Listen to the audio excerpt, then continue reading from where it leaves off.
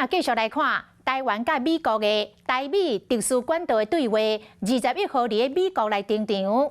国安会秘书长顾立雄、外交部长吴钊燮甲美国的副国务卿丁仁对谈7点真久。这嘛是台美断交了后，咱的外交部长第一届进入到美国大华府地区，互看作是重大的突破。 陆军嘛传出讲，今年的下半年将会派出到2个联兵营到美国来受训，这嘛是第一届有营级的单位到美国。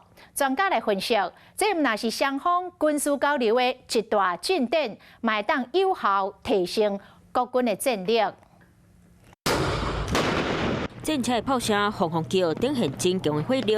陆军联合兵营讲，一个营地当独立作战，即马传出北部的542旅和南部的333旅，今年下半年会阁派出一个联兵营去美国受训练。这次断交之后，首度有国军地面部队的营级战斗单位前往美国去做这种训练跟交流，确实象征着我们跟美国军事交流的提升，可以运用美军广大的训练空间。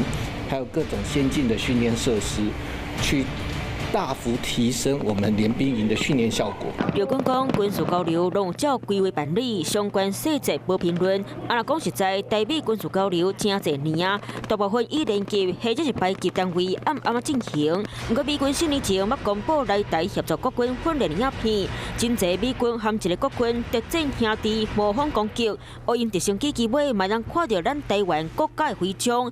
总统蔡英文嘛伫咧2021年头一摆证实相关消息。 Does that support include sending some U.S. service members to help train Taiwanese troops?